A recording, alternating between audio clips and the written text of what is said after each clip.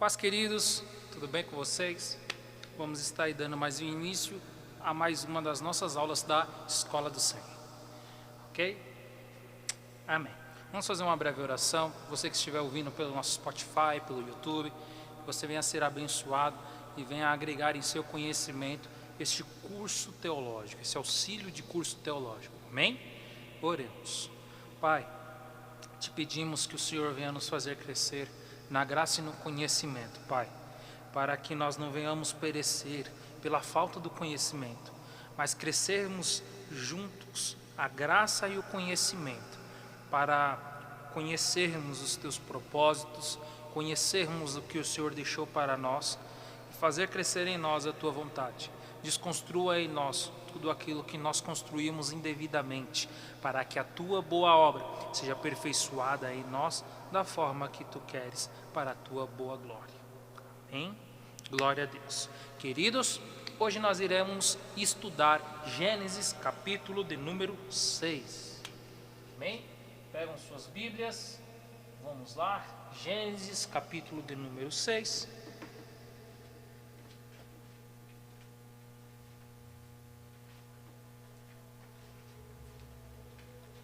Aula passada fizemos uma prova. Quem estiver ouvindo pelo Spotify, pelas nossas mídias sociais,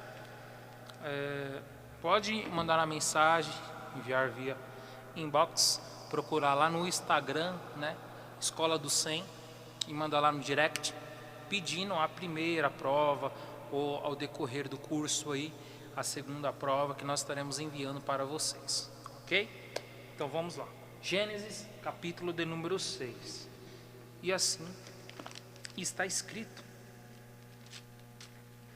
E aconteceu que, como os homens começaram a multiplicar-se sobre a face da terra, e lhes nasceram filhas, viram os filhos de Deus que as filhas dos homens eram formosas, e tomaram para si mulheres de todas as que escolheram.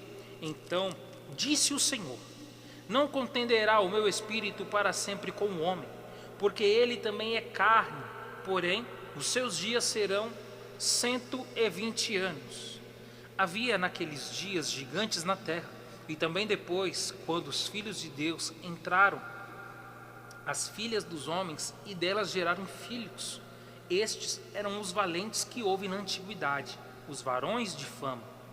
E viu o Senhor que a maldade do homem se multiplicara sobre a terra, e que toda imaginação dos pensamentos de seu coração era só má continuamente.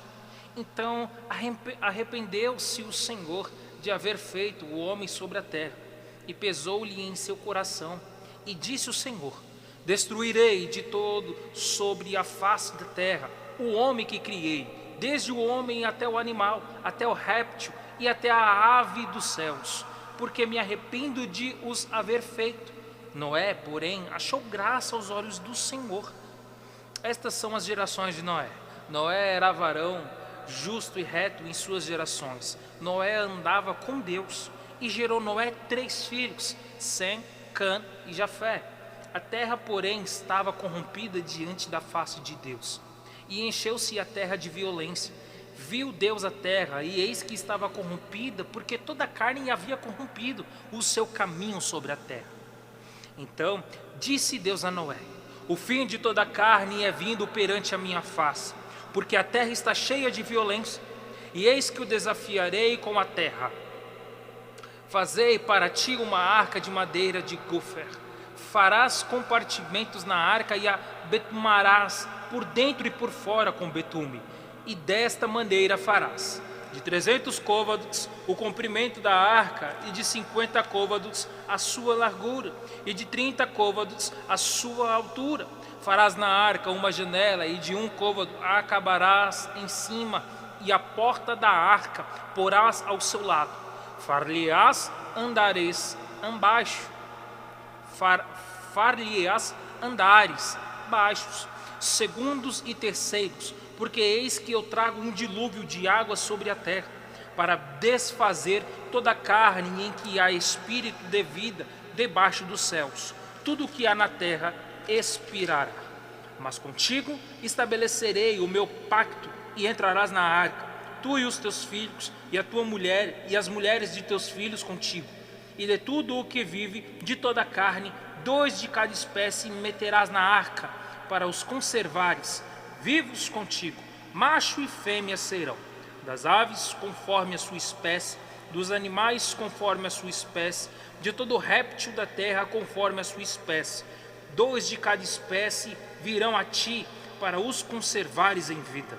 E tu toma para ti de toda comida que se come, e ajunta-a para ti, e te será para mantimento para ti e para eles. Assim fez Noé, conforme tudo o que Deus lhe mandou, assim o fez. Amém? Nós estaremos estudando hoje tanto o capítulo 6 como o capítulo 7. Então, demos de leitura inicial o capítulo de número 6. Ao decorrer, nós estaremos lendo o 7 também, né, por suas partes. Então vamos lá. Capítulo de número 6 de Gênesis. É interessante você iniciar esse capítulo depois de ter feito a prova dos 5 primeiros capítulos, né, para que venha a ficar gravado na tábua do seu coração e sua mente. Ok? Maravilha. É interessante aqui nesse capítulo de número 6, já de início, né, já começa falando sobre os tais filhos de Deus que teve relação com os filhos das mulheres, né? E aí um ponto que muitos começam a se perguntar: eram demônios, não eram demônios? Eram reis, não eram reis? O que era na verdade? O que de fato era na verdade, né? Então, vamos para a Bíblia para podermos entender melhor.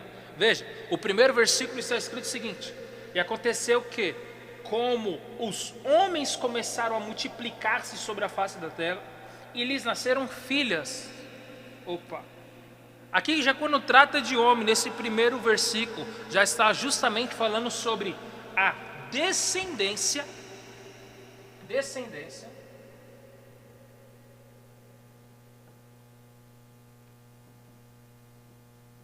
de homens, correto?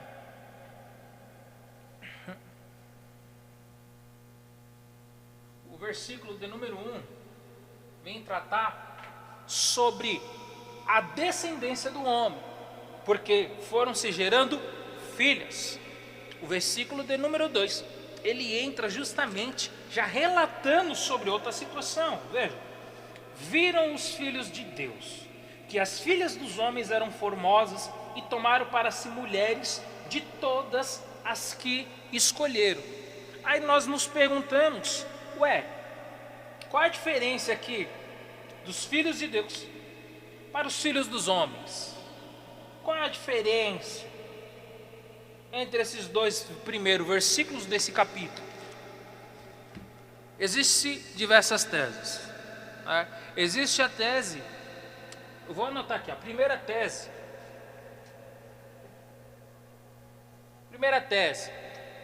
dizem que eram os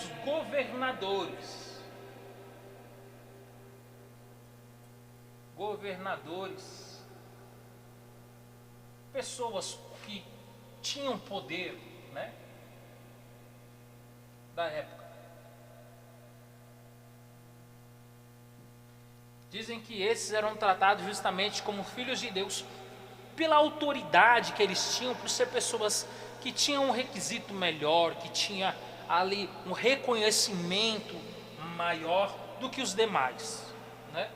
Aí se existe uma teoria que dizem que esses filhos de Deus eram como se fossem os governadores, pessoas de autoridade de sua época. Existe uma outra teoria também.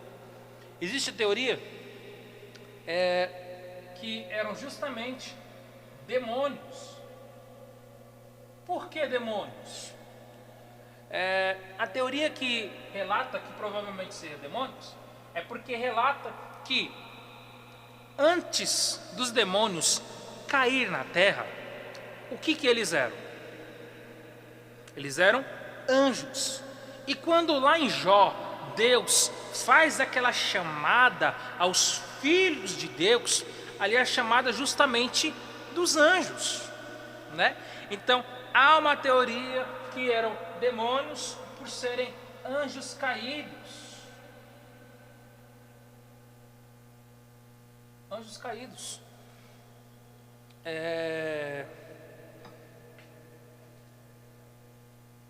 Sim, anjos traídos. Por quê? Porque os demônios ele tem justamente essa ação de incorporar ou corporar em um humano.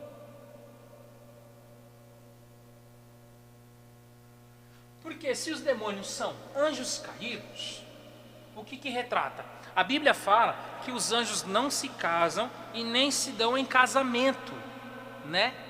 Mas aqui está um ponto. Por anjos não se casar, não se dar em casamento, o que eles poderiam fazer? Incorporar em pessoas, em humanos, e ter as suas relações. E daí adiante consagrar aquela criança a eles, né? Um exemplo que nós vemos pronto, o próprio anticristo. O anticristo, ele trata de um espírito que esteja em uma pessoa, assim conforme uma ação demoníaca. Vamos supor que uma pessoa vai, como até hoje em dia, por incrível que pareça, até hoje em dia, pessoas ainda usam em sacrifícios crianças, né? Então pensa comigo, pessoas que vão pegar crianças para sacrificar ao demônio. O que está operando ali na mente dela é justamente um demônio. É um demônio que está ali incorporado no espírito dela, né? E incorporando no espírito dela, está induzindo com que ela faça aquilo. Ou seja, é a mesma coisa de estar incorporando ela, porque está dominando as atitudes dela.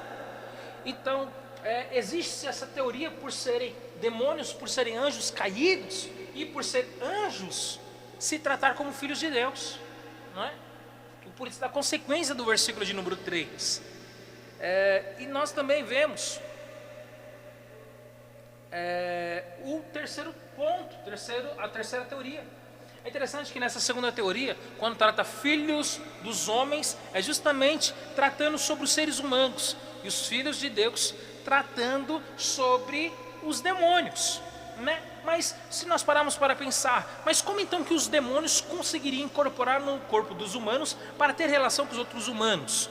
Aí é o que nós falamos nas aulas anteriores, né? Principalmente da diferença da descendência de Sete e da descendência de Caim. Que a descendência de Sete foi aquela que veio substituir a descendência de Abel.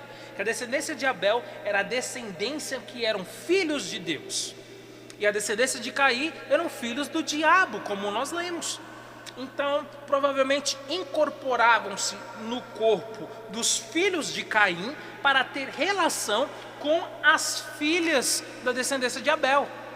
Melhor, descendência de Sete, né? Essa é a teoria desse segundo tópico, né? Que é uma teoria do ponto de vista de junção de versículos bem mais aceitável pela teologia do que o primeiro ponto, né? Do que a primeira teoria. Porque, até entanto que os judeus, antes mesmo de Jesus nascer, já tinham esses filhos de Deus com a teoria que eram os demônios, os anjos caídos, né? Isso tratando dos fariseus, né? Porque os saduceus, eles sempre tinham aquele pé meio atrás, os escribas, sabe? Então os fariseus eram o que iam mais no profundo, né? Tanto que mais para frente nós iremos estudar sobre os fariseus, os saduceus, os escribas, porque, por exemplo, o fariseu, ele acredita em anjos, ele acredita em ressurreição. Agora já escribas, saduceus já nem tanto, né? Tem aquela mais lógica humana do que a profundidade espiritual de fato. Então nós vemos a primeira teoria, nós vemos que é balela, está na cara, né? A primeira teoria, eu estou apresentando para vocês as teorias, porque é a mesma coisa que aquela teoria que o pessoal fala: ah, Caim era filho de Eva e a serpente. É uma teoria. E é uma teoria que ela é demoníaca, né? Porque a teoria de Caim ser descendente de Eva e serpentes, isso é uma asneira, né? Mas é interessante apresentar para vocês essas teorias, que vocês, quando ouvir falar, vocês já saber o que se trata, né? Por trás daquela teoria. Que nem tem uma teoria aí que o pessoal bate até hoje, infelizmente, que é a teoria da Lilith ser a primeira mulher de Adão, né? E nós vemos que não tem nenhum fundamento bíblico para Lilith ser a primeira mulher de Adão. Aí falam, mas lá na carta que Paulo fala, Paulo cita o nome de Lilith. Em algumas traduções é mencionado. Mas quando é mencionado o nome de Lilith em algumas traduções, é justamente o nome de Lilith. Em outras traduções que substitui, é usado a palavra, não é folclore, é tipo lendas, né? Ainda que uma lenda se apresente a ti, né? Ainda que uma fábula se apresente a ti, ainda assim, nem isso pode te separar do amor que há em Cristo Jesus, né? Então nós vemos que Lilith era uma lenda dos judeus, era uma fábula dos judeus, não era de fato um acontecimento bíblico e real. Então é interessante apresentarmos essas teses para que quando surgir diante de vocês, né? Porque assim, quando nós estamos estudando, nós não conseguimos se contentar apenas com pouco, nós queremos ir no profundo. Então quando vocês verem tais teses, vocês já terão a noção do real ponto de vista e a diferença entre pontos, confirmando qual é a real, qual não é, qual que é a mais longe, qual é a mais perto. Por isso a necessidade. Amém? Então vamos lá. Terceiro ponto, né? Terceiro ponto de vista, terceira teoria. Terceira teoria se trata justamente da paternidade espiritual.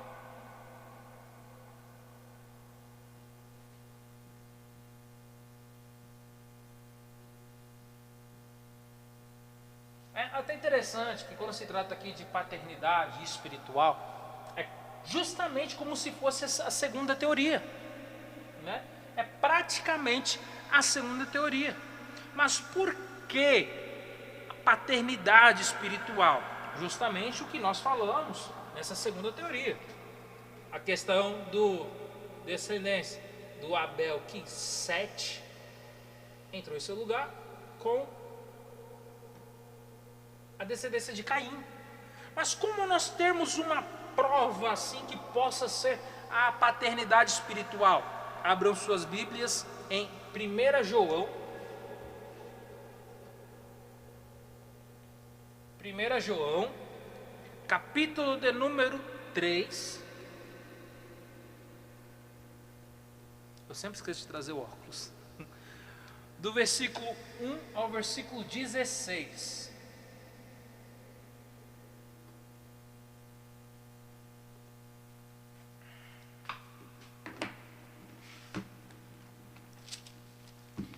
Primeira João 3, do versículo 1 ao 16. Já acharam? E assim está escrito. 1 João 3, do versículo 1 ao 16. Vendo que quão grande caridade nos tem concedido o Pai, que fossemos chamados filhos de Deus. Por isso o mundo não nos conhece, porque não conhece a Ele. Amados, agora somos filhos de Deus, e ainda não é manifesto o que havemos de ser. Mas sabemos que quando Ele se manifestar, seremos semelhantes a Ele, porque assim como é, o veremos. E qualquer que nele tem esta esperança, purificar-se a si mesmo, como também Ele é puro. Qualquer que comete o pecado também comete iniquidade, porque o pecado é iniquidade, e bem sabeis que ele se manifestou para tirar os nossos pecados, e nele não há pecado. Qualquer que permanece nele não peca. Qualquer que pecar não o viu nem o conheceu. Filhinhos, ninguém vos engane. Quem pratica justiça é justo, assim como ele é justo. Quem comete o pecado é do diabo, porque o diabo peca desde o princípio. Para isto o Filho de Deus se manifestou, para desfazer as obras do diabo. Qualquer que é nascido de Deus não comete pecado, porque a sua semente permanece nele, e não pode pecar, porque é nascido de Deus. Nisto são manifestos os filhos de Deus e os filhos do diabo. Qualquer que não pratica a justiça e não ama seu irmão, não é de Deus, porque esta é a mensagem que ouviste desde o princípio, que nos amemos uns aos outros, não como Caim, que era do maligno e matou a seu irmão.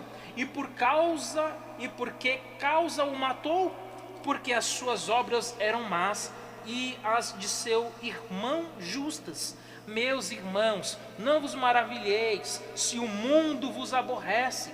Nós sabemos que passamos da morte para a vida, porque amamos os irmãos. Quem não ama a seu irmão permanece na morte.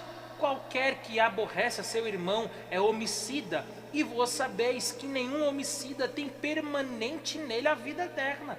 Conhecemos a caridade, nisto que ele deu a sua vida por nós, e nós devemos dar a vida pelos irmãos, né?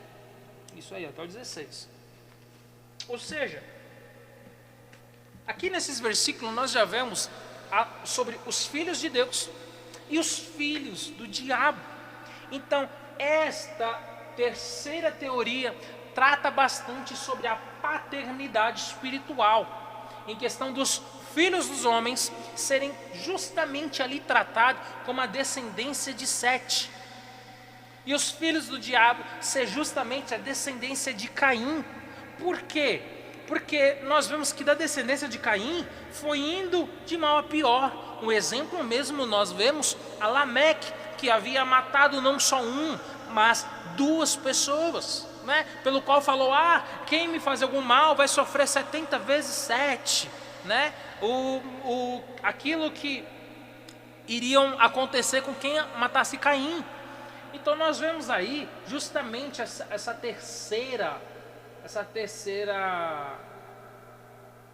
esse terceiro ponto de vista, né? Esse terceiro ponto de vista, justamente tratando para este lado, descendentes de Abel e descendentes de Caim. Ou seja, já os descendentes de Abel já seriam tratados como filhos de Deus, por suas justiças. Por isso que o Senhor já havia falado que a obra de Abel era justa. E nós já estudamos nas aulas passadas que a descendente de Sete voltou a invocar o nome do Senhor. Se voltou a invocar o nome do Senhor, seguiu os mesmos passos que era de Abel. Ou seja, se tornaram filhos de Deus, porque invocaram os nomes de Deus, tinham prática de justiças, assim como Abel foi chamado de práticas justas, né? E a descendência de Caim, como nós estudamos, foi indo de mal a pior, por ser filho do diabo. E então eles tratam justamente que os filhos de Abel, que são filhos de Deus, começou a ver a descendência de Caim, tendo mulheres bonitas, né? Então, já que os filhos de Deus, que era a descendência de Sete, começou a ver as mulheres bonitas, que eram descendência de Caim, falou, olha, a gente pode misturar aqui a família, né? Porque lembrando, filhos do diabo é descendência de Caim, filhos de Deus é descendência de Sete. Ou seja, filhos de Deus, Sete, que foi as que viram que as filhas dos homens eram bonitas, formosas, e começaram a tomar elas como esposas. E então, olhando por este ponto de vista, por essa teoria, nós vemos que aqui nascem os valentes. É interessante mencionar aqui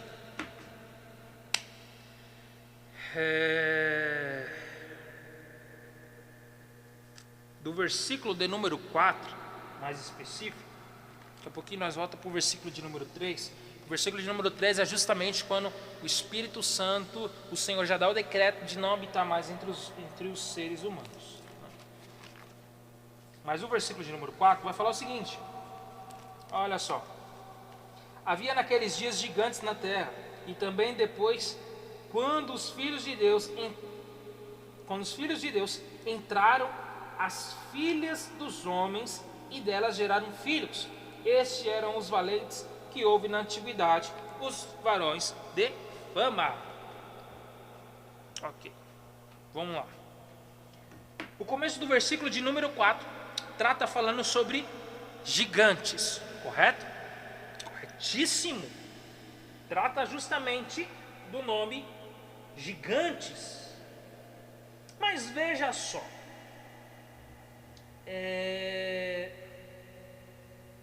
o finalzinho do versículo de número 4. É porque eu fiz a anotação na outra Bíblia, mas vamos permanecer nessa. O finalzinho que eu estudo está no notebook. O finalzinho ainda do versículo de número 4 vai tratar o seguinte, olha, e delas geraram filhos, estes eram os valentes que houve na antiguidade, os varões de fama.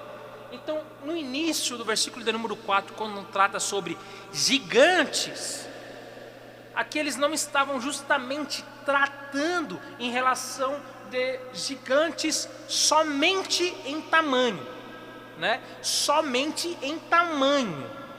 Porque é interessante nós observarmos isso, como nós lemos lá no primeiro versículo, né? Bereshit, são duas palavras formando uma palavra só com diversas traduções. Então nós vemos aqui os gigantes tendo justamente o nome tanto de poderosos como de pessoas de tamanho alto. Ou seja, os gigantes, ele não quer somente dizer altura neste versículo. Este versículo ele também está justamente tratando sobre pessoas que eram poderosas.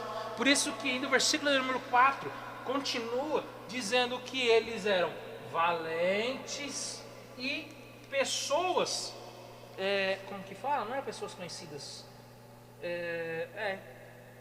varões de fama daquela época, né? Pessoas corajosas, pessoas valentes, pessoas que eram justamente, né, poderosos, não tinham medo. Então nós paramos aqui para poder analisar esses pontos de vista. A descendência de Sete eram tratados como filhos de Deus. A descendência de Caim era tratada como filhos do diabo. Ou seja, eram humanos, como ambos eram filhos de Sete. O que diferenciava eram suas atitudes. Mas a descendência de Sete, vendo que as filhas de Caim eram bonitas, começou a juntar essas descendências. Começaram, aquilo que era separado entre filhos de Deus e filhos do diabo, começou a ser unidos por a descendência. E a união de ambos começou a trazer pessoas que eram valentes, pessoas de fama, poderosos, né? Porque muitos dizem, mas eram os gigantes que daqueles a qual Golias veio também. Mas se nós formos parar para pensarmos, se Golias fizesse parte desta junção, né? Dessa junção, então por que ele estava vivo naquela época? Porque nós vamos ler no capítulo de número 7 que todos os outros seres morreram. Os únicos que permaneceram foi Noé e os seus filhos, juntamente com as suas noras e a sua esposa, claro. Então como que poderia acontecer isso, né? Então já dá para ver que Golias não é descendência desses gigantes que o versículo de número 4 relata, né? Deixa eu anotar aqui. versículo 4. Então, ele não é descendência destes, porque estes morreram no dilúvio, não é verdade? Então, veja, foram pela descendência de Noé que nasceram os outros gigantes, os gigantes que Caleb enfrentou, os gigantes qual veio Golias. Pode ver, um dos exemplos de citação que mostrava quem era Golias era justamente um homem valente, um homem forte. Então daí nós vemos essa diferença. A única tese que poderia afirmar que Golias veio da descendência dos Nefilins era somente se as esposas de Sem, Cam e Jafé fossem da descendência de Caim. Somente isso. Somente se a esposa deles fosse, ou melhor dizendo, se a descendência de algum deles fosse, a esposa de algum deles fosse da descendência de Caim, E então nós vemos aí que qual é a diferença que surgiu, Basta nós olharmos tanto para a cor dos olhos, como para a cor dos cabelos, cor de peles, tamanhos, como nós falamos nas aulas passadas, a tribo que só tinham 3 dedos, pessoas que nascem com 6 dedos. Então, nós olhamos para tudo isso. Toda a raça humana veio de Noé e a sua descendência. Mas como diferenciar tantos pontos assim? Como pode da descendência de Noé nascer uma pessoa de olho azul e a outra de olho castanho escuro? Como pode nascer da descendência de, vamos supor, de Jafé, nascer um com cabelo liso e o outro com cabelo crespo? Como dizer que da descendência de Cã ou de Sem nasceu um com a pele marrom mais clara e outro com marrom mais escuro? Como pode? Simples, a genética. Aquilo que nós estudamos, se a memória não me falha, foi no 3º ou foi no 4º capítulo? Acho que foi no 4º capítulo, que nós tratamos sobre os Gênesis X e Y, não é verdade? Que vai misturando e formando diferenças de pessoas, assim como nós vemos a taxonomia que vem estudando o ser humano também, assim como nós vemos diversos estudos, que vai tendo essa diferença, Por exemplo, às vezes nós vemos que uma criança nasce e puxa o aspecto do vô das pessoas. Então tem-se esses pontos de vista, Então provavelmente da descendência de Noé, que foram os seus filhos que ficaram dentro da arca juntamente com ele e sua esposa, foram onde foi surgindo isso, porque toda a humanidade hoje veio dos filhos de Noé, porque foram os únicos que permaneceram dentro da arca. O restante tudo morreu. Então nós vemos que existe 3 teses, correto? Vou escrever aqui.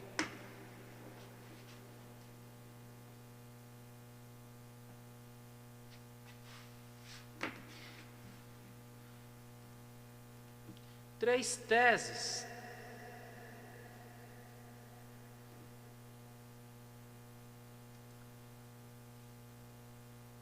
E o interessante dessas 3 teses é justamente que a primeira nós vemos que é totalmente descartável, Nós vemos que essa tese foram somente as pessoas querendo colocar uma lógica humana sobre o que a Bíblia apresenta.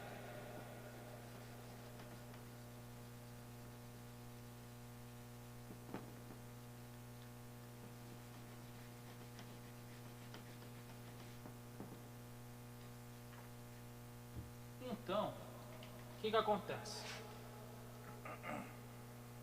Nos sobram duas teses. A tese em acreditar que era a paternidade espiritual,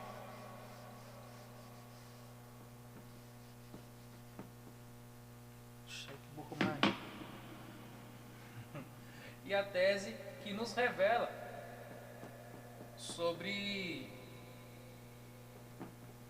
os demônios que incorporavam nas pessoas. Qual é a tese verdadeira? Qual é a tese verdadeira? É onde muitos estudiosos brigam até hoje, porque existem muitos fatos que não conseguem ser totalmente comprovados, a sua real origem, o seu real ponto de vista, porque não temos tantas informações assim. Mas para pensar, atenção.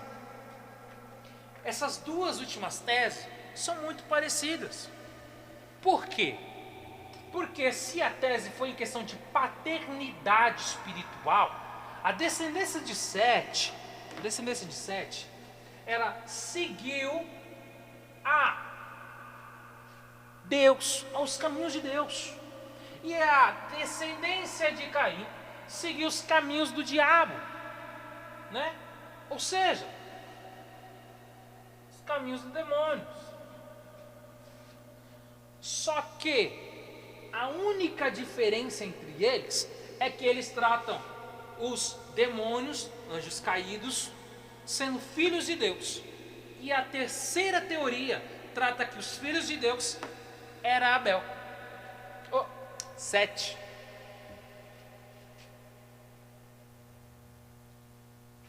Que era Sete. E aí? Quem eram os filhos de Deus? Quem eram os filhos de Deus? Aí entra esse tal ponto de vista. A linhagem dos judeus acreditavam que a segunda tese era verdadeira. Aos estudiosos da Bíblia, eles confirmam que a terceira tese é a verdadeira. E aí? Judeus ou estudiosos? Quem será aí que está certo? Maravilha, maravilha, maravilha. Nós podemos considerar justamente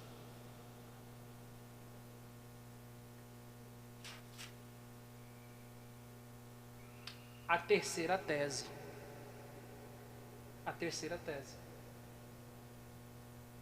Mas se a gente considerar a terceira tese, então como que a descendência continua a ser justa se ela começa a fazer mistura? Será que porque naquela época ainda não tinha essa lei de parente se casar ou ter filhos com parentes?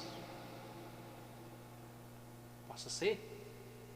Será que a segunda tese não é a que tem que ser considerada por ser demônios? Pode ser.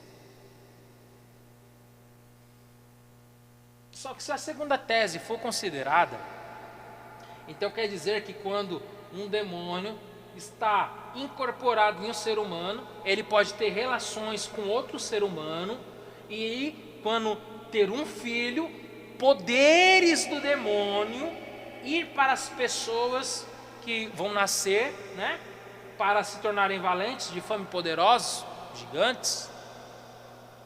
Então será que se um demônio ter relações com um ser humano, ele automaticamente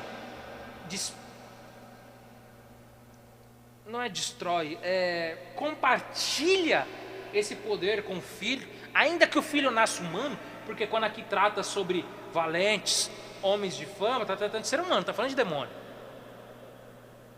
Ou será que o filho já nasce encapetado? E aí? Essas são as duas teorias mais próximas da realidade, né? Por isso que muitos estudiosos até hoje ainda consideram a terceira teoria, que é a última, sobre a paternidade espiritual. Por isso que confirma aqui, ó, vamos lá, Gênesis capítulo de número 6. Porque senão nós vamos ficar só nisso daqui a aula inteira e não vamos sair. Vamos lá.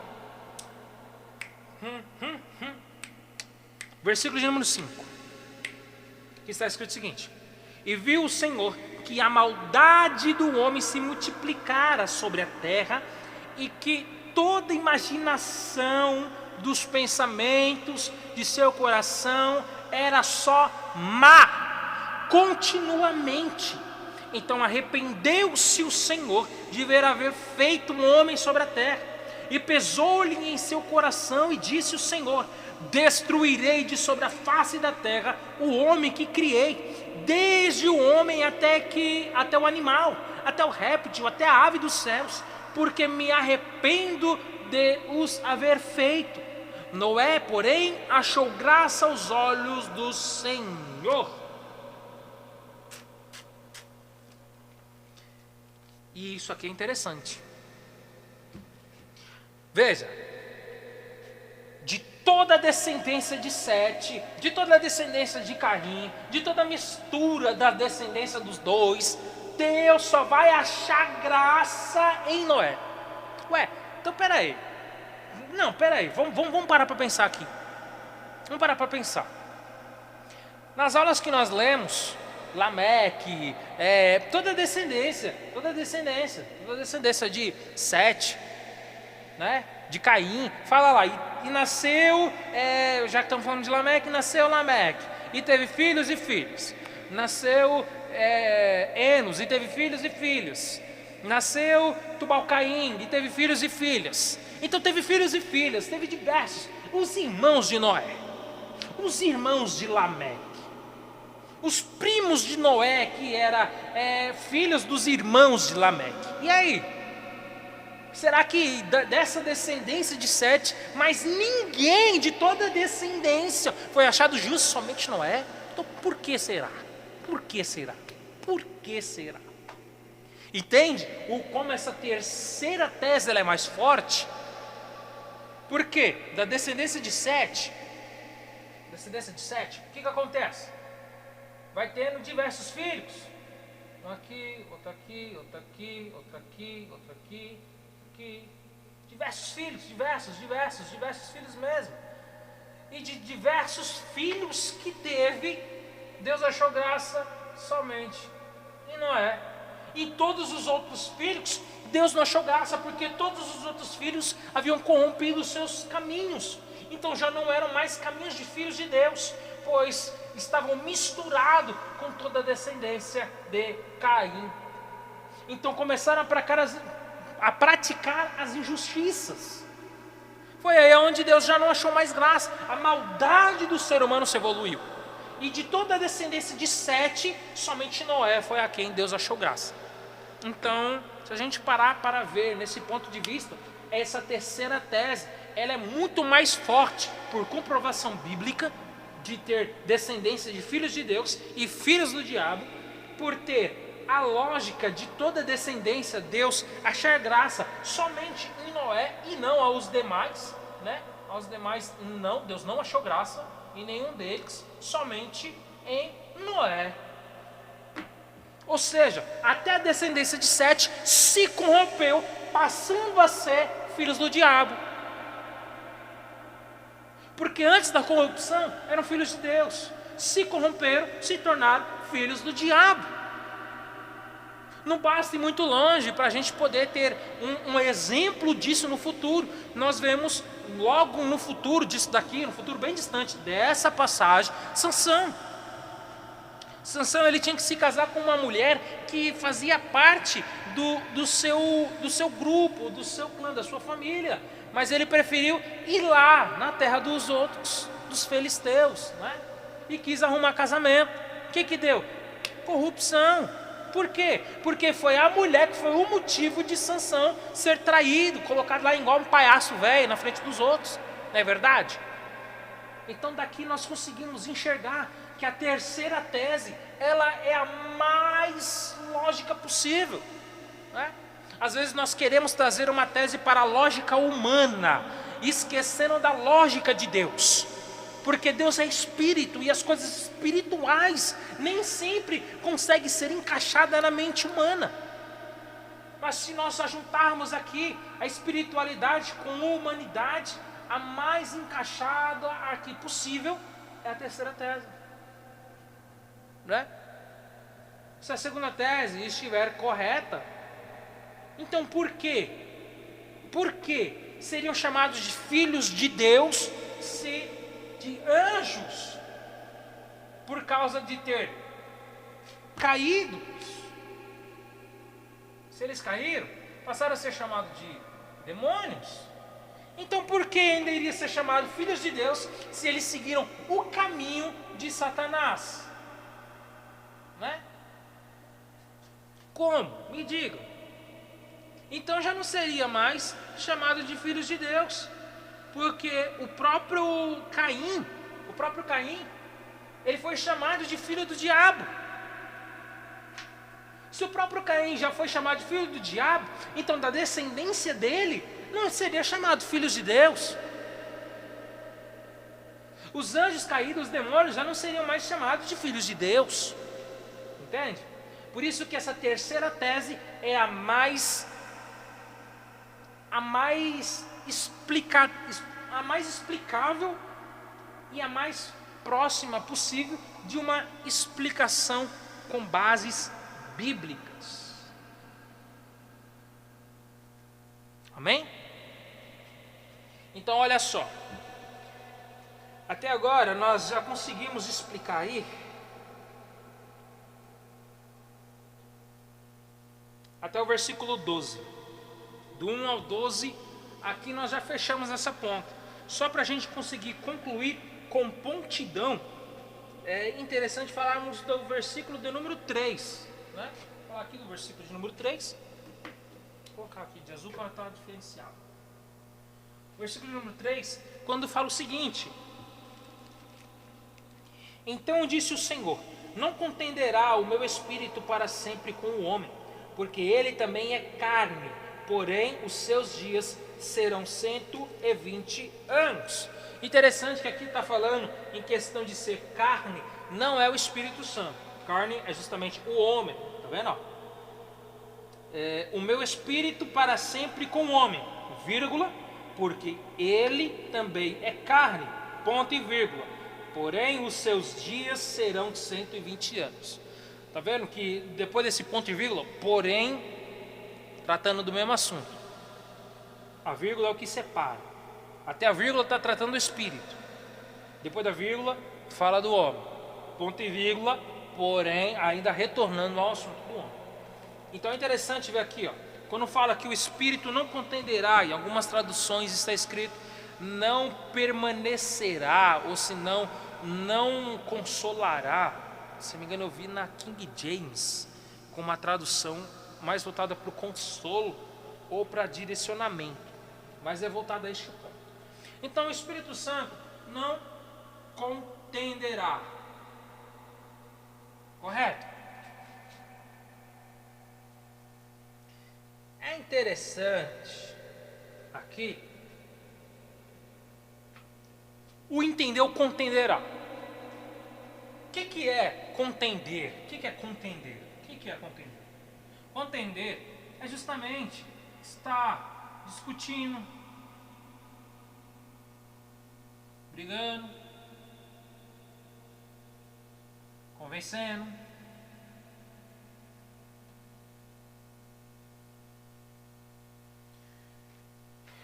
Então aqui o Senhor está falando, olha, vamos fazer o seguinte, o meu espírito não estará mais discutindo, convencendo o ser humano. Por quê? Porque o ser humano ele é de carne.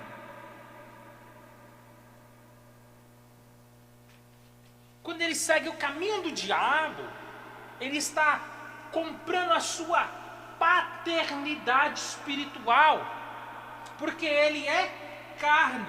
Estando carne, ele está suscetível a escolher a sua paternidade espiritual. Ainda que o Espírito Santo esteja discutindo, brigando, convencendo com a pessoa, muitos deles estavam escolhendo a paternidade espiritual de Satanás.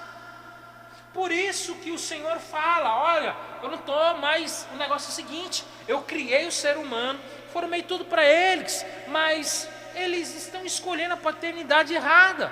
Eu não criei eles para isso, como nós lemos lá em 1 João 3, né? Que fala justamente que a intenção desde o início é para que uns amassem os outros, né? Para que eles se amassem.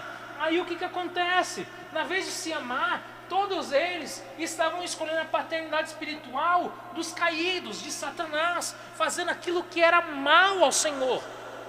Por isso que o que nós lemos no versículo de número 5, o finalzinho fala: multiplicar sobre a terra, e que toda a imaginação dos pensamentos de seu coração era só má, continuamente. Então, continuamente, eles só escolhiam um lado errado. Não é que Deus falou: nossa, eu fiz um negócio e saiu errado, estou arrependido de ter criado. Não, esse arrependimento que Moisés escreveu aqui, ele estava querendo justamente tratar que Deus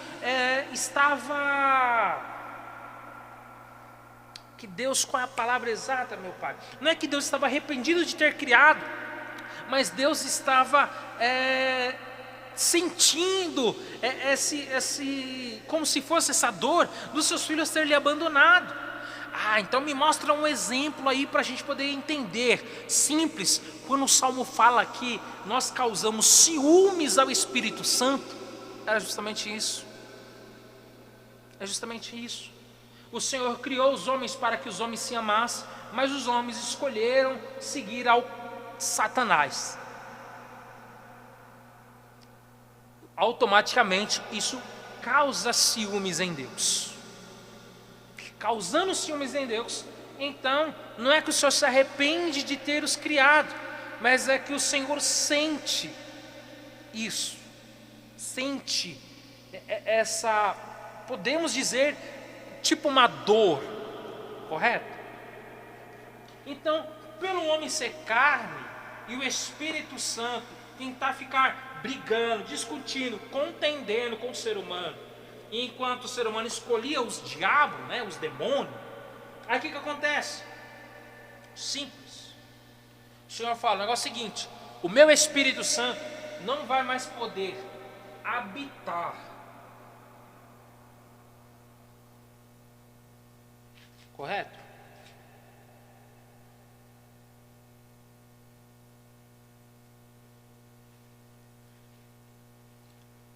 O Espírito Santo não vai poder mais habitar, não habitar no morar igual o Espírito Santo habita hoje.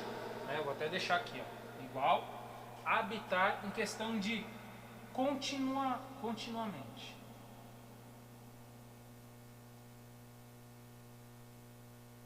Ser contínuo, correto?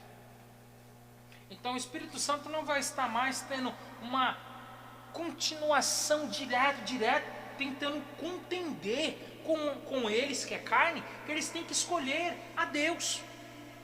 Não vai mais. Por isso que os homens irão viver somente 120 anos. Então eles viverão somente há 120 anos. Por quê? Porque pela maldade que eles tinham, eles estavam vivendo muito tempo na terra. Muito tempo na terra. E então o Espírito do Senhor, que estava contendendo com eles, já não estaria mais tentando convencê-los de uma forma contínua, né?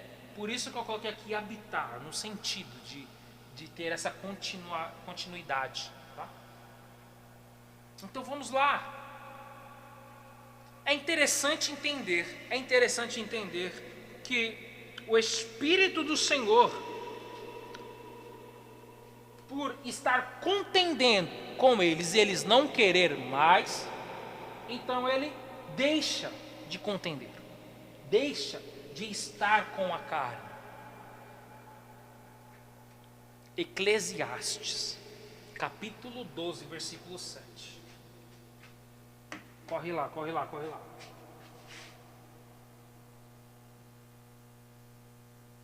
Eclesiastes 12, versículo de número 7.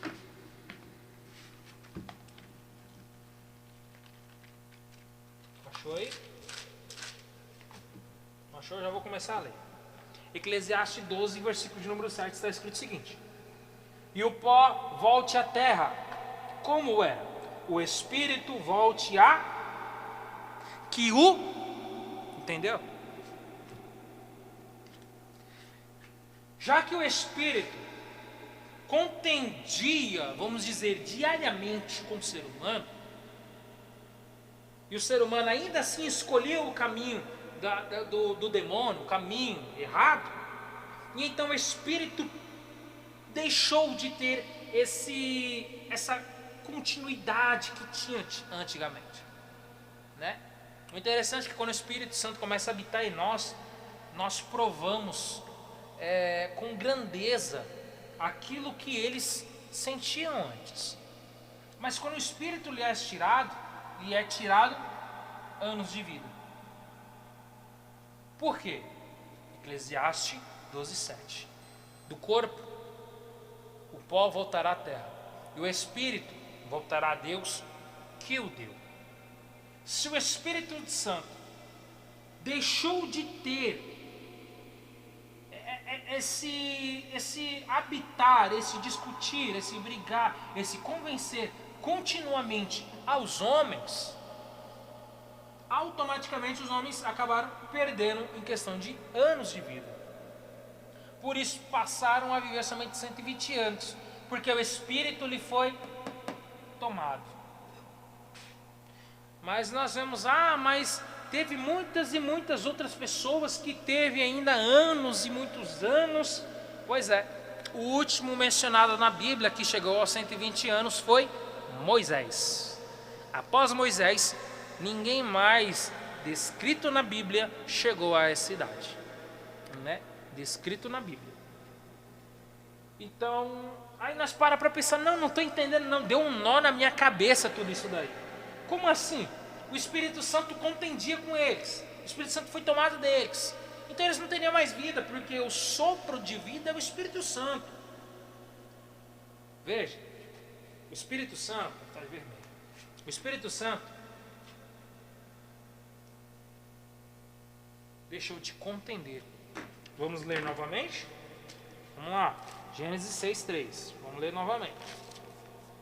É uma descarga, né, de mensagem. Vamos lá. Então disse o Senhor: não contenderá o meu espírito para... Entendeu aí? Não contenderá o meu espírito para sempre. Ou seja, o para sempre começou a diminuir os anos de vida. Começou a diminuir. Vamos lá. Com o homem, porque ele também é carne, porém os seus dias serão 120 anos. Então o espírito de vida que contendia com o homem, não ficou mais para sempre, não ficou mais há tantos anos, foi reduzido aos homens. Não o poder do Espírito Santo, mas o poder do Espírito de Deus nos homens, por causa dos homens, foi reduzido.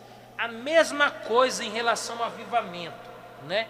Depois eu vou lançar aí nas mídias sociais do Spotify, nos demais aí, sobre um áudio falando sobre a casa de Jason, que justamente trata sobre o avivamento que tem hoje, só que nós não desfrutamos. A mesma coisa, o Espírito estava contendendo sempre com eles, todo santo dia, todos os santos anos, mas mesmo assim eles preferiam a demônios. Então não foi para sempre que o Espírito começou a contender com eles.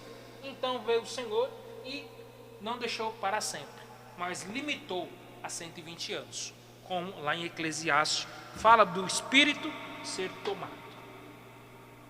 Amém?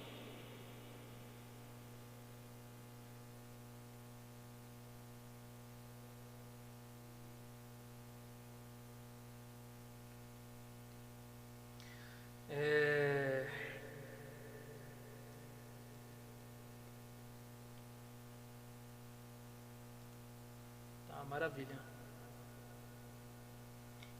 Questão de Deus, questão da decepcionado, eu já expliquei para vocês, mas eu deixei aqui também em registro aqui no finalzinho, 2 passagens bíblicas para poder explanar um pouco melhor. Eu vou colocar aqui para vocês, para a gente dar só uma visualizada rápida, né? Para a gente deixar bem completinho.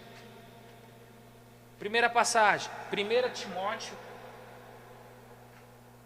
capítulo 4, versículo de número 4.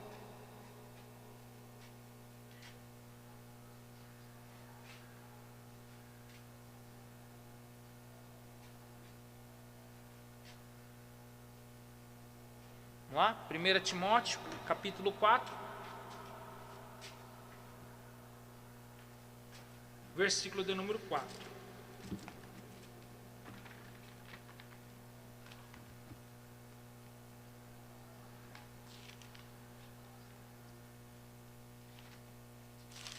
E assim está escrito: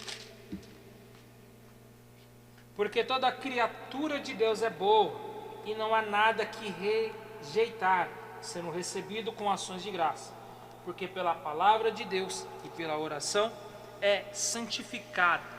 O interessante aqui do versículo 4 que fala: porque toda criatura de Deus é boa.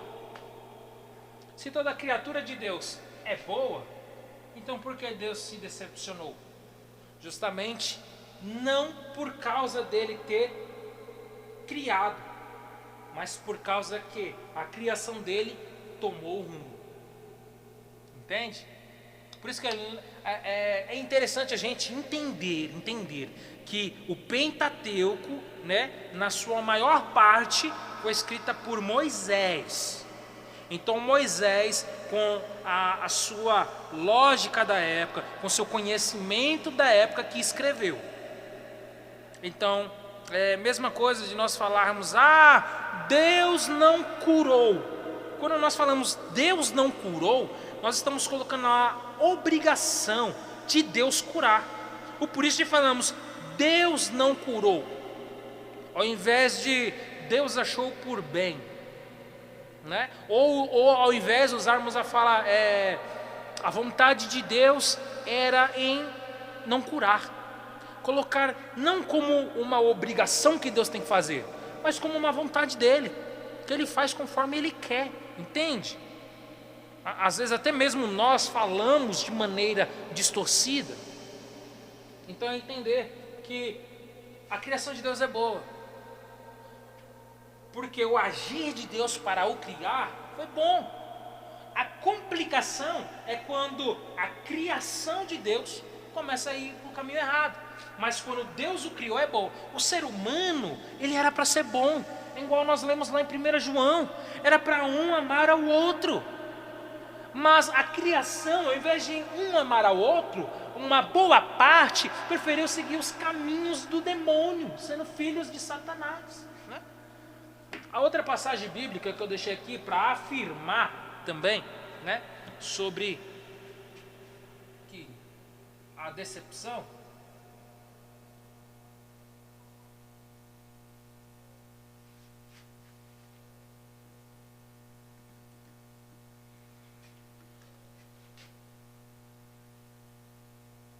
mais fácil, né? Decepcionado. Em Números, capítulo 23, versículo de número 19.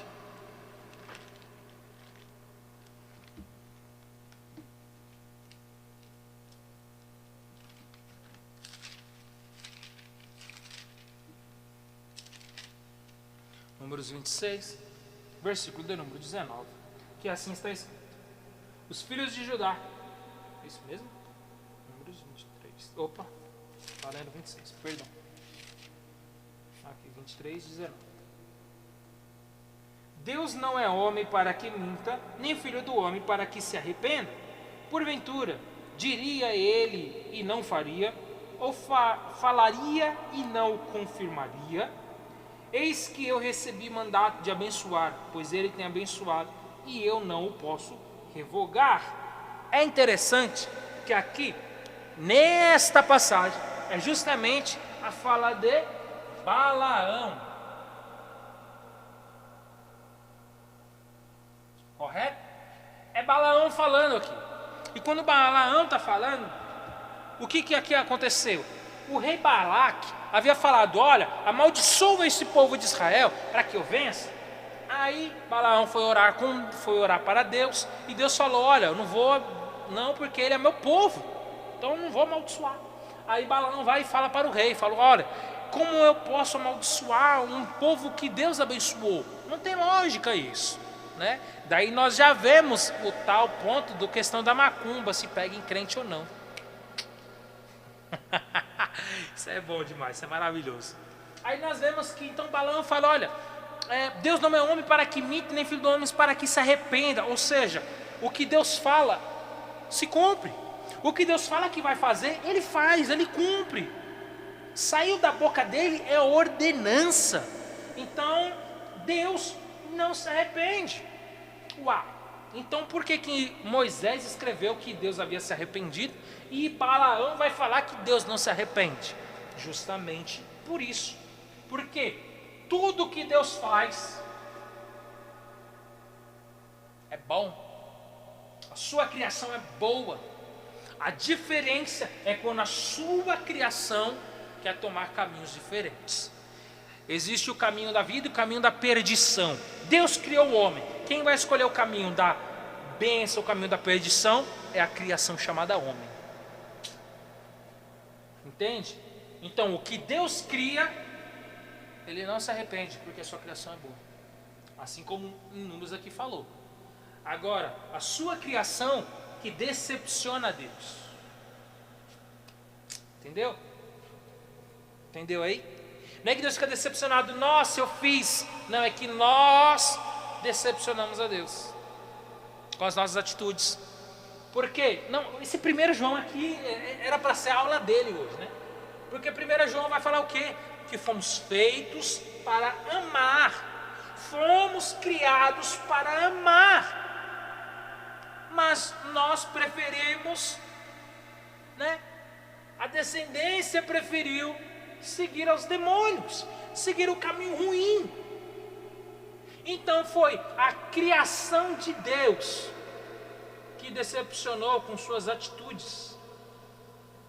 Se trata das atitudes dos homens e não da criação de Deus. Veja, Deus cria e a criação que toma atitude em decepcionar.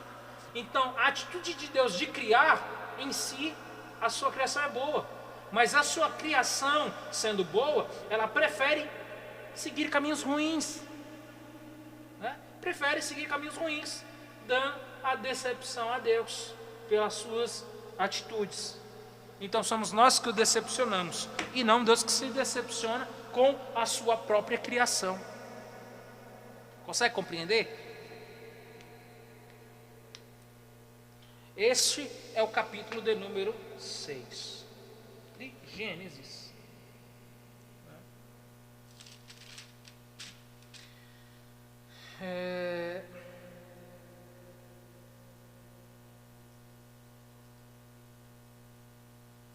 Tá.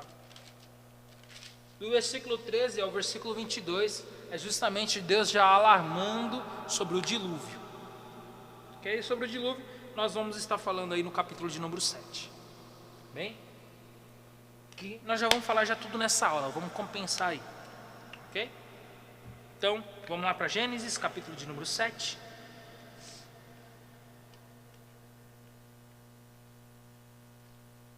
Antes disso, eu só vou colocar um ponto aqui,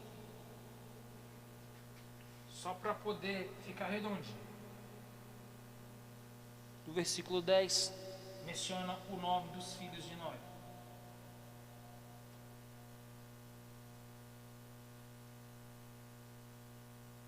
Sem, Cã e Jafé. Versículo 11 ao versículo 13. Deus anuncia o dilúvio.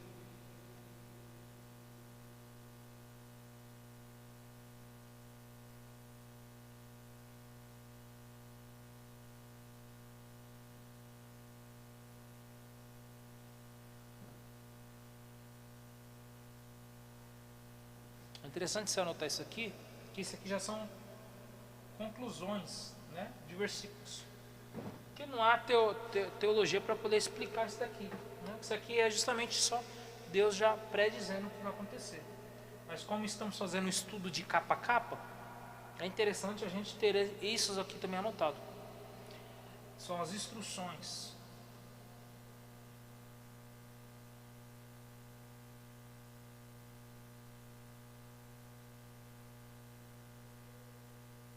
Instruções de como deve ser a arca. Do versículo 17 ao 22.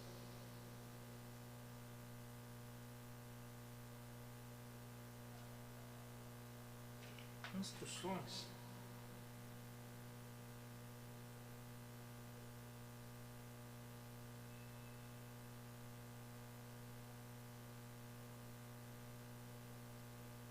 de como entrar na arca. Maravilha?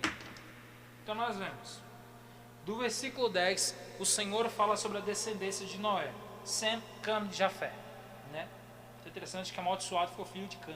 Nós vamos estudar isso um pouquinho mais para frente. Mas o versículo 10 trata dos filhos de Noé. Do versículo 11 ao versículo 13 trata sobre Deus fazendo um anúncio do dilúvio. Do versículo 14 ao 16, Deus trata sobre as instruções de como deve ser a arca. Do versículo 17 ao versículo de número 22, Deus trata a instrução de como eles devem entrar na arca. Veja, Deus anuncia, né, faz a anunciação do dilúvio, depois Deus dá as instruções de como deve ser construída a arca e depois instruções de como devem entrar na arca, né? Isso daí é o finalzinho do capítulo de número 6. Amém? Então, vamos para o capítulo de número 7. Aí hoje nós já vamos abordar esses dois capítulos.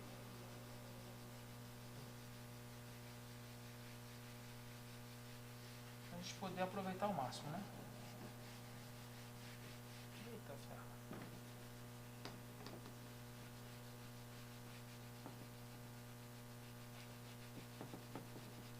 Opa, não, vai ficar bom.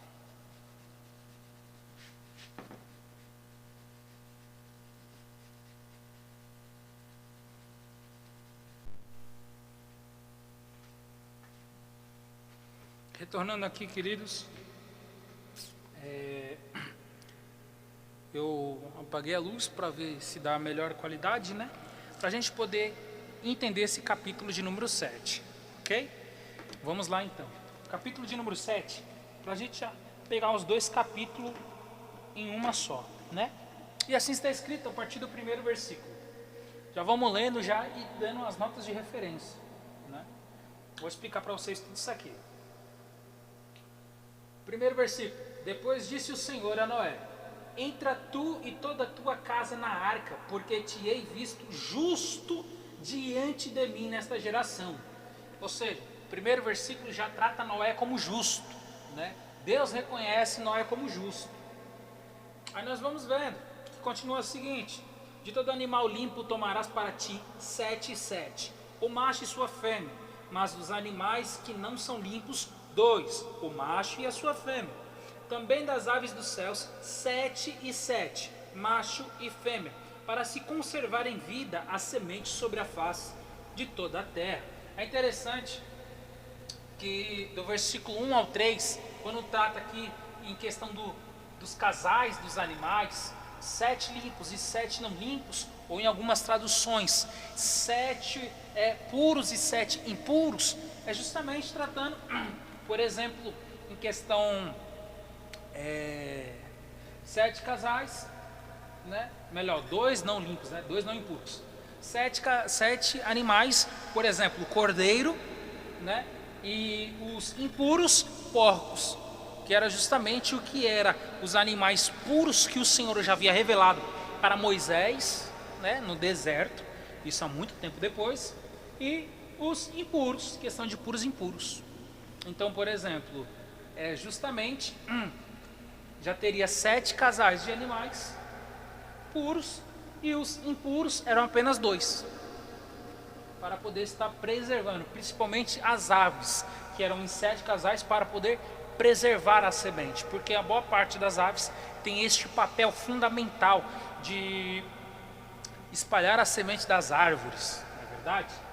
E então nós vemos na sequência do versículo de número 4, está escrito: porque passados ainda 7 dias, farei chover sobre a terra 40 dias e 40 noites, e desfarei de sobre a face da terra toda a substância que fiz.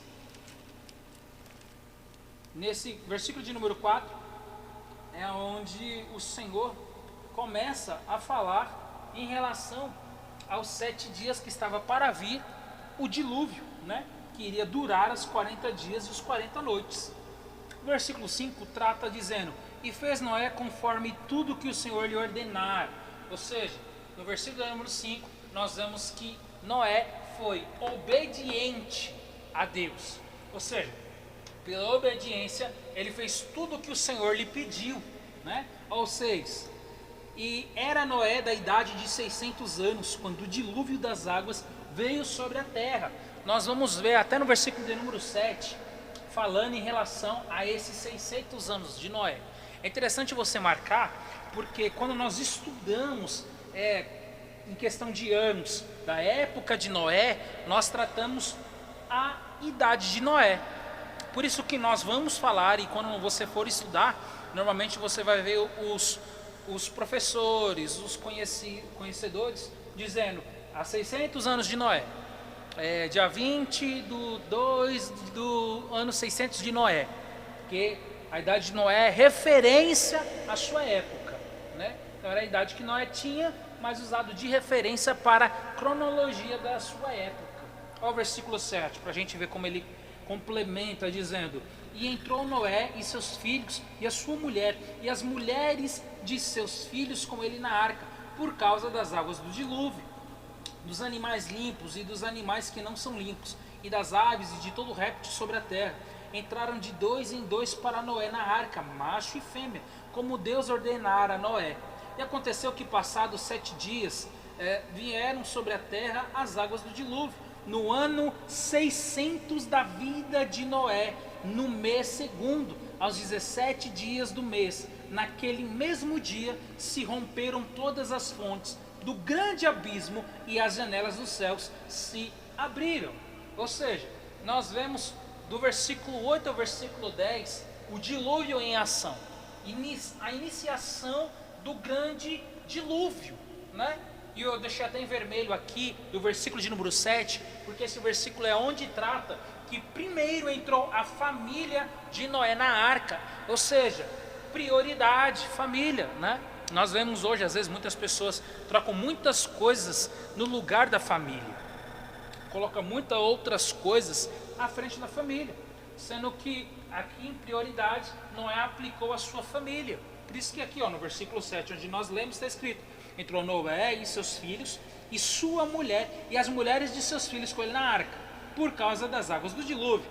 Aí no 8 que fala dos animais limpos e dos animais que não são limpos, e das aves e de todo réptil sobre a terra, entraram de 2 em 2, ou seja, depois de sua família. O versículo 11 que nós lemos, nós vemos que não foi apenas as chuvas que precederam o dilúvio sobre a terra. Olha só o versículo de número 11, quando ele trata: no ano 600 da vida de Noé, no mês segundo, os 17 dias do mês, naquele mesmo dia, se romperam todas as fontes do grande abismo. Como nós estudamos lá no início, o grande abismo é o profundo das águas, correto? Então, romperam-se as suas fontes. Então, o dilúvio foi causado pela chuva e pelas fontes ter jorrado, entende? Ter estourado. Então era água de cima e água de baixo, enchendo toda a terra, né? É o que nós lemos até o versículo 11. Não foi apenas as chuvas, mas as fontes que romperam também. Olha só a sequência do versículo 12: e houve chuva sobre a terra 40 dias e 40 noites, e no mesmo dia entrou Noé e Sem e Cã e Jafé, os filhos de Noé, como também a mulher de Noé e as 3 mulheres de seus filhos, com ele na arca. eles e todos os animais conforme a sua espécie, e todo gado conforme a sua espécie, e todo réptil que se roja sobre a terra, conforme a sua espécie, e toda ave conforme a sua espécie, todo pássaro de toda qualidade, e de toda carne em que havia espírito de vida, entraram de dois em dois para Noé na arca. E os que entraram, macho e fêmea, de toda carne entraram, como Deus lhe tinha ordenado, e o Senhor a fechou por fora. É interessante, aqui no versículo de número 16, quando trata que quem fechou a arca foi Deus e não Noé. Nós ouvimos várias pregações aí, o pessoal dizendo, se fosse Noé, Noé ia sentir pena dos que estavam lá fora, ia querer colocar os homens dentro da arca, mas se a gente for parar para ver mesmo, se foi o próprio Deus, os anjos de Deus, que fechou a arca, é porque não tinha como fechar pelo lado de dentro, mas sim pelo lado de fora ela foi fechada, justamente para ter o vedamento total, por ser vedado de todos os pontos, que ali poderia oferecer talvez alguma falha, mas Deus fechou completo, teve uma lacração geral, e essa lacração é de Deus. Olha na sequência, vamos lá, os últimos versículos. E esteve o dilúvio 40 dias sobre a terra, e cresceram as águas e levantaram a arca, e ela se elevou sobre a terra. E prevaleceram as águas e cresceram grandemente sobre a terra, e a arca andava sobre as águas, e as águas prevaleceram excessivamente sobre a terra, e todos os altos montes que havia debaixo de todo o céu foram cobertos. 15 côvados acima prevaleceram as águas, e os montes foram cobertos. E expirou toda a carne que se movia sobre a terra, tanto de ave como de gado, e de feras, e de todo réptil que se roja sobre a terra, e de todo homem. Tudo que tinha fôlego de espírito de vida em seus narizes, tudo que havia no seco, morreu. Assim foi desfeita toda a substância que havia sobre a face da terra, desde o homem até o animal, até o réptil e até a ave dos céus, e foram extintos da terra, e ficou somente Noé e os que com ele estavam na arca, e prevaleceram as águas sobre a terra 150 dias. Ou seja, até o versículo número 4, é o pronunciamento do dilúvio. Amém? Maravilha, então. Então nós vemos aqui para a sequência deste capítulo, Noé sendo justo, os casais dos animais, 7 casais dos animais limpos, 2 casais dos animais impuros, 7 dias que estaria por vir o dilúvio que durou 40 dias e 40 noites, a obediência de Noé a Deus na exatidão de tudo que Deus tinha. 600 anos de Noé era usado para referência de anos, de cronologias de sua época. Dilúvio, aonde entrou em ação, família como prioridade. Nós vemos que o dilúvio não foi cometido apenas pelas chuvas, mas por todas as fontes que provocaram o dilúvio. Nós vemos que foi Deus que fechou a arca e não o próprio Noé. E nós vemos o dilúvio em ação. Aí entra a cronologia do dilúvio, Aqui nós vamos já invadir o capítulo de número 8. Isso aqui é de extrema importância, para podermos entrar aí no capítulo de número 8, já para a gente poder emendar tudo. Aí no caso, no capítulo de número 8, nós vamos tratar na próxima aula o finalzinho dele e a continuação do capítulo 9. Porque só nessa cronologia aqui nós já vamos tratar até a metade do capítulo de número 8, ok? Vamos lá então. É interessante vocês anotarem aí, agora que eu vou explicando o que é o que, para vocês irem anotando, que pode ver aqui que eu não tenho uma exatidão, de linhas retas, mas dá para entender mais ou menos, Faz de conta que tem uma linha assim, pronto, atravessando. Aí vocês podem fazer na casa de vocês aí para poder ficar mais bonitinho no caderno, porque quando tem linha é bem mais fácil, Só, já é. Vamos lá. 10/2 do ano 600 de Noé, ou seja, dia 10 de fevereiro do ano 600 de Noé, aconteceu os 7 dias antes do dilúvio. Ou seja, a pronunciação que após 7 dias dali iria vir o dilúvio. Isso está localizado no capítulo 7, versículo de número 4. Anotou aí? Dia 10 de fevereiro do ano 600 de Noé. No capítulo 7, versículo 4, trata sobre os 10 dias antes do dilúvio. O pronunciamento do dilúvio já na formação da arca. Ok? Se passaram 7 dias, então entra dia 17 de fevereiro do ano 600 de Noé. Capítulo 7, versículo do 11 ao 13, trata sobre a entrada na arca. Ok? Dia 17 de fevereiro do ano 600 de Noé, a entrada na arca, localizado no capítulo 7, do versículo 11 ao 13. Maravilha até aí? Maravilha? Então vamos lá. Dia 24 do 2 do ano 600 de Noé, aconteceu justamente os 7 dias para começar o dilúvio. Começar assim, né?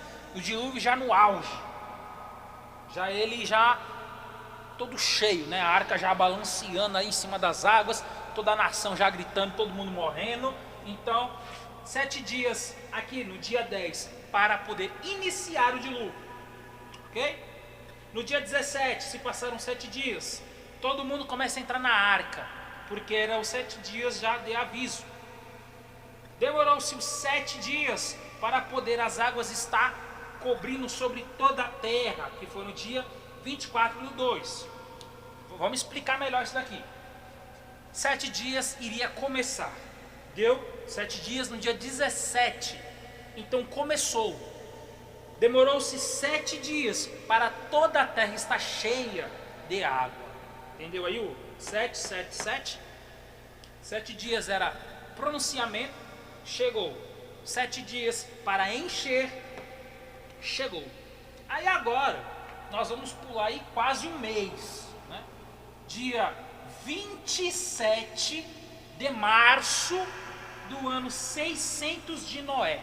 Ou seja, 27 do 3 de 600 de Noé. O que acontece?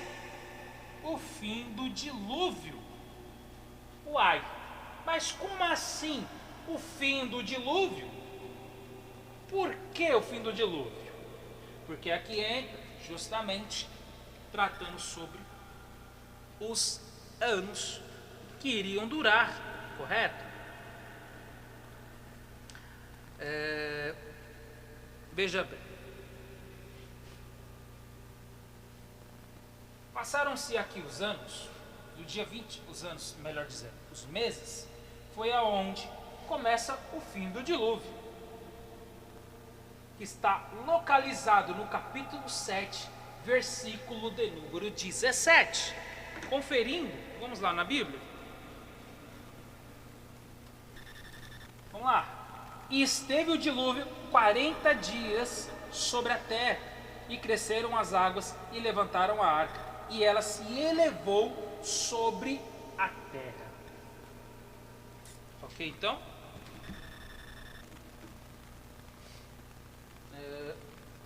Maravilha. Se teve aqui os anos do dilúvio, porque o dilúvio começou no dia 17, certo? Que entraram na arca. 7 dias que a água ficou toda alta, deu os 40 dias. Vamos lá.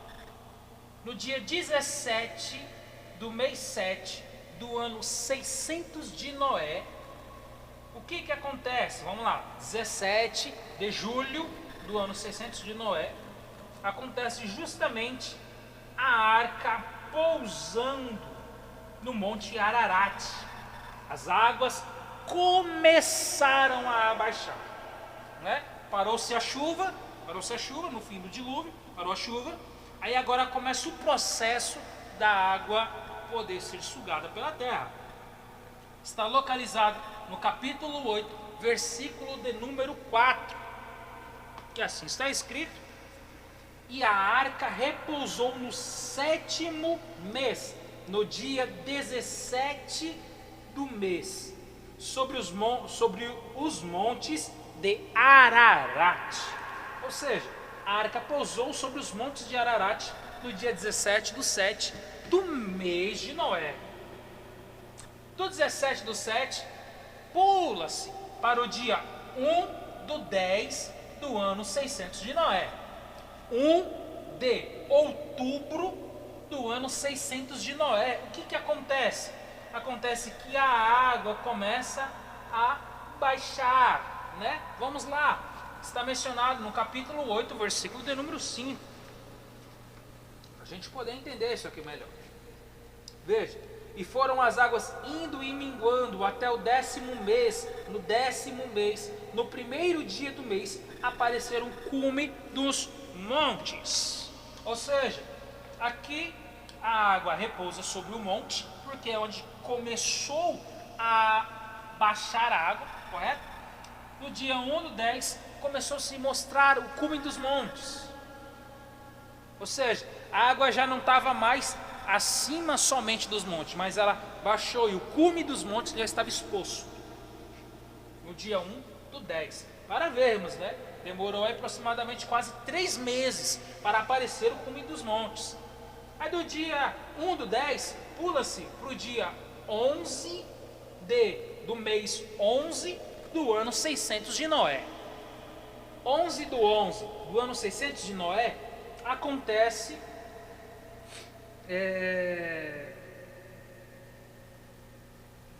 assim. Acontece aonde, após os 40 dias, se é liberado o corvo, né? Vamos lá, está escrito no versículo de número 6 do capítulo 8.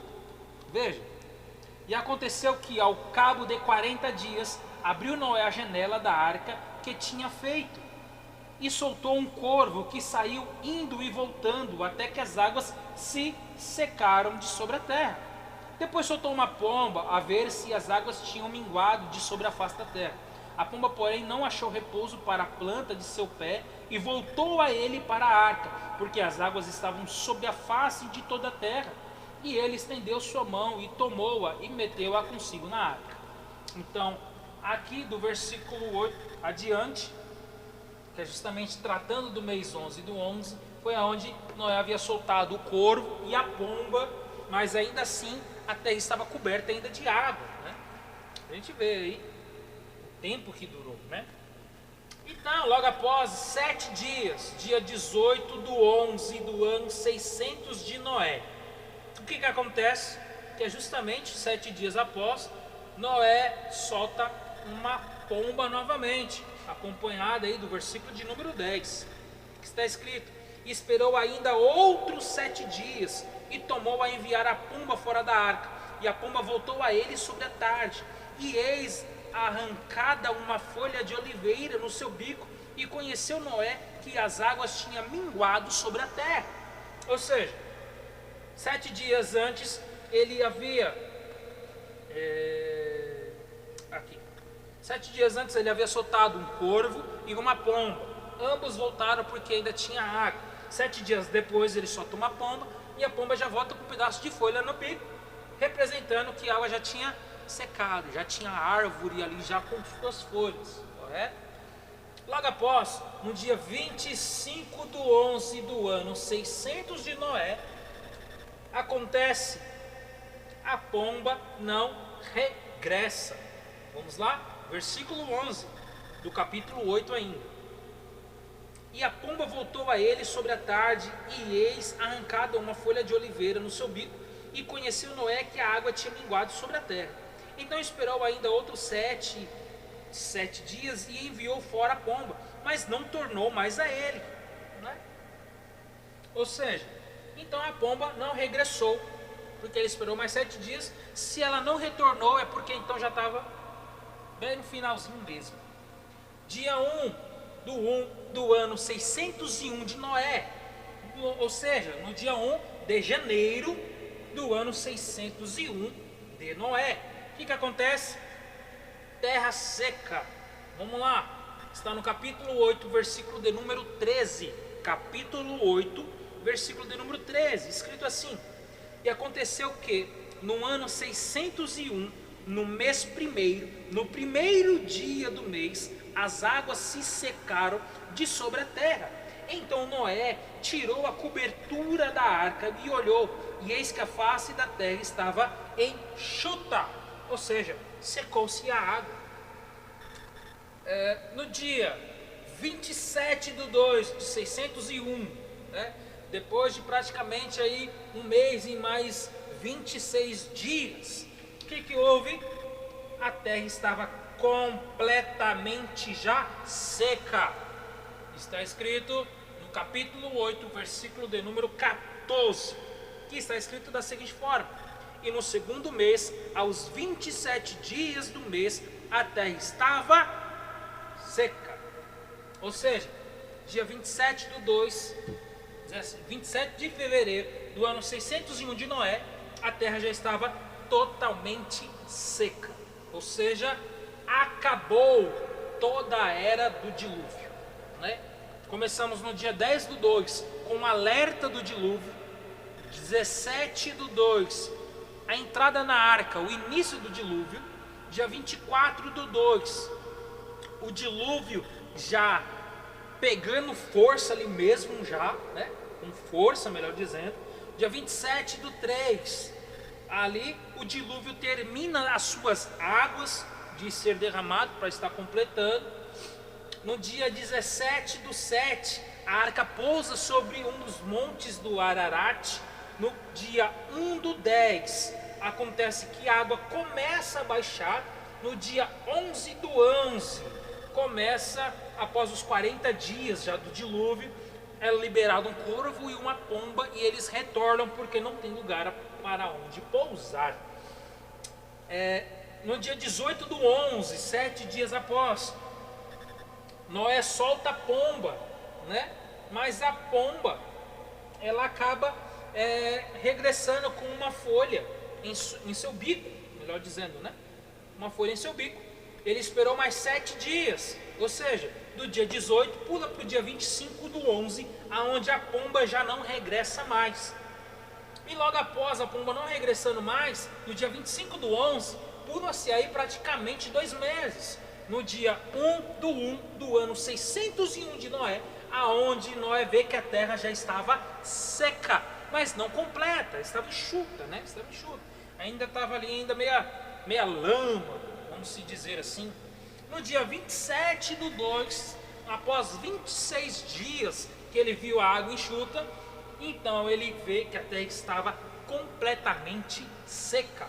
Ou seja, deu origem no dia 10 do 2 do ano 600 de Noé, com um aviso. E teve o seu término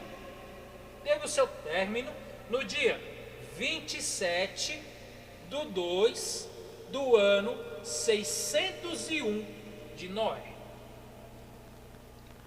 Quase um ano. Os 40 dias e os 40 noites era justamente até o ponto das águas do dilúvio. Logo em seguida foi as águas secando, as águas baixando. Então foi nesse processo de praticamente 1 ano e 26 dias que ocorreu a arca do dilúvio, né?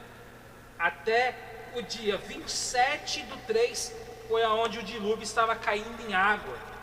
Do dia 17 do 7 ao 27 do 2 foi apenas a água descendo. Está aqui. Do dia 10 ao 27, chuva, as fontes explodindo de água. Do dia 17 ao dia 27, as águas baixando. E aí é onde nós encerramos a nossa aula, né, de hoje, tratando do Gênesis 6. Gênesis 6 e 7. E iniciando o 8, né? Vou colocar aqui 3 pontos. Aí na próxima nós finalizamos o 8, que é onde eles descem da arca, e aí é onde o bicho começa a pegar novamente. Ok? Então eu espero que você tenha gostado dessa aula, espero que você tenha aproveitado aí o máximo da aula, né? Nos chama através das redes sociais, nos chama através do direct, através do WhatsApp, através do Messenger, né? Nos chama e manda uma mensagem. O YouTube também está mandando mensagem agora. Mande uma mensagem para nós, né? Fala se você tem alguma dúvida ainda, me fala se você tem algo a mais aí a acrescentar, para crescermos juntos na graça e no conhecimento. Amém? Então que Deus te abençoe e que essa aula seja um aproveito, uma ferramenta para você crescer em conhecimento e ensinar os demais também. Tá bom, queridos? Que Deus abençoe e é isso daí.